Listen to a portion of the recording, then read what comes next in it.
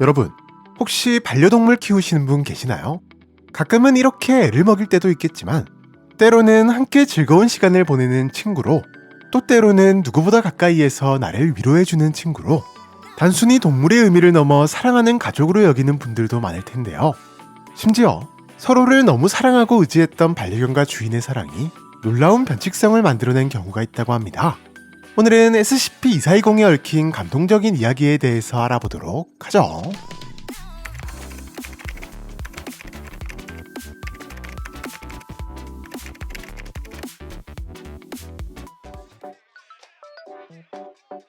SCP-2420은 아주 평범한 모습의 남성으로, 항상 우울해 보이는 표정 말고는 평상시 2420의 모습에서는 딱히 변칙적인 특징을 찾아볼 수 없는데요.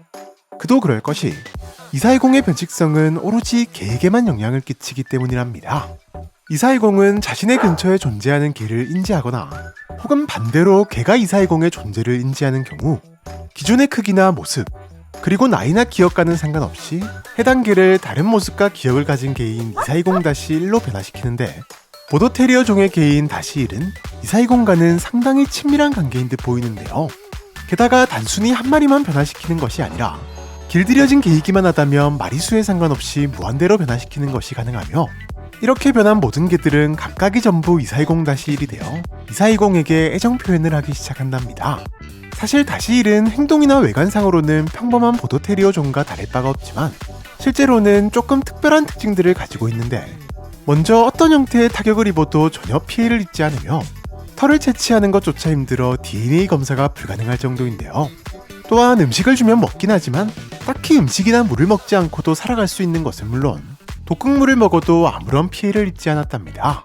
게다가 한 가지 더 이상한 점은, 육안으로는 분명히 모습이 변한 -1로 보이지만 동영상이나 사진으로는 변하기 전에 모습이 찍힌다는 것. 이렇듯 여러모로 정체가 궁금한 -1은 2420과 멀어지면 원래의 모습으로 돌아오며, 이때 약간의 혼란스러움을 느끼는 듯한 모습은 보이지만 아무리 모습에 큰 변화가 있었다고 하더라도 상처나 신체적 손상은 전혀 발견되지 않는 것은 물론 심지어 -1 상태에서 먹은 음식의 흔적도 전혀 찾아볼 수 없었는데요. 개를 특정 개로 변화시키는 변칙성이라니, 박사들은 2420이 현실 조정 능력을 가졌을 가능성부터 왜 개에게만 능력이 적용되는 것인지 등등 다양한 의문점을 해결하기 위한 연구를 진행했지만 별다른 성과를 얻을 수 없었답니다. 2420은 왜 이런 희한한 변칙성을 가지고 있는 것일까요? 2420과 -1에 대한 수많은 의문들은 2420과의 면담을 통해 하나씩 풀리기 시작했는데요. 2420에 의하면 -1의 이름은 바로 마티. 네, -1은 과거 2420의 반려견이었답니다. 과거 부모님이 돌아가시고 혼자서 외롭게 살아가던 2420은 이웃을 통해 강아지를 입양하게 되는데요. 수많은 강아지 중에서도 이상하리 많지 한눈에 들어온 녀석. 마티도 2420이 마음에 들었던 것인지 내민 손을 살짝 깨물어 응답했고, 그때부터 2420과 마티는 서로 의지하며 하루하루를 살아간답니다. 하지만 행복은 그리 오래 가지 않았으니 산책 중 2420의 실수로 마티가 차에 치여 목숨을 잃게 된 것인데요. 엄청난 죄책감을 느끼며 손수 마티가 좋아하던 초록색 담요와 함께 마티를 묻어준 2420.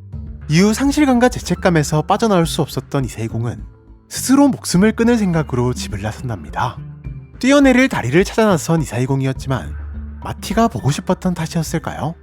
2420은 자신도 모르는 새에 수많은 개들이 있는 공원에 도착했고, 그곳에서 말도 안 되는 광경을 목격하는데요. 그곳의 모든 개들이 보더테리어였던 것. 심지어 수많은 개들은 순식간에 2420에게 모여들었고, 그중 한 마리가 2420의 손가락을 살짝 깨물었답니다. 그 순간 2420은 직감적으로 모든 개들이 마티라는 것을 알 수 있었지만 놀란 마음 탓인지 그대로 정신을 잃었고, 이후 이상현상을 신고받고 출동한 재단 요원들에 의해 재단으로 오게 되었다고 하네요. 면담 이후 박사는 2420이 아닌 -1, 아니 마티가 원래 변칙성을 가지고 있었을 가능성을 두고 2420이 말한 장소로 요원들을 보내 마티의 시체를 확보했지만 전혀 변칙성을 발견할 수는 없었답니다. 결국 여전히 변칙성에 대한 정보는 알아내지 못했지만 박사는 적어도 2420의 말에 거짓은 없다고 판단. 지속적인 관찰 및 연구를 위해 2420을 제213기지의 인간형 격리실에서 지내게 했는데요. 2420은 심각한 우울증 증세를 보이고 있었기 때문에 하루에 2번 각종 우울증 치료제를 제공함과 동시에 연구도 할 겸 2420의 우울증도 치료할 겸 매주 2회 3시간씩 길들인개 한 마리를 투입시켜 마티와 이사이공의 상호작용 시간을 마련해주고 있었답니다.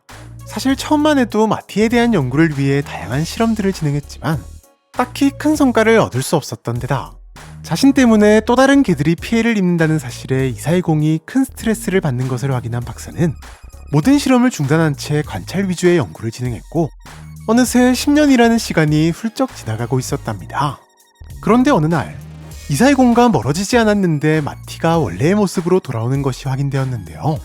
게다가 확인차 다른 개들을 투입시켰지만 더 이상 마티는 나타나지 않았답니다. 네, 이사이공의 변칙성이 갑자기 사라진 것인데요. 이에 상황 파악을 위해 이사이공과의 면담을 진행한 박사. 이사이공은 문득 마티가 많이 늙고 지쳐있다는 것을 알아챘다고 말하며 그날따라 자신의 손을 물고 눈을 마주치는 마티의 모습에서 직감적으로 마지막을 느꼈다고 말했답니다. 그리고는 아니나 다를까 번쩍 빛을 내며 마티가 원래의 모습으로 돌아왔다고 말했는데요. 마티의 마지막 모습과 함께 이사이공은 완벽히 평범한 사람이 되었고 박사는 이사이공에게 무력화 등급을 부여한 다음 이사이공의 모든 기억을 지우고 사회로 돌려보내야 할지 아니면 이사이공의 바램대로 기억을 보존한 채 재단에서 일자리를 제공할지에 대한 윤리위원회의 결정을 기다리며 이사이공에게 간단한 사무 업무를 가르치고 있답니다. 물론 아직까지도 이사이공과 마티에게 왜 이런 변칙성이 생겨났는지는 명확히 알아내지 못했습니다.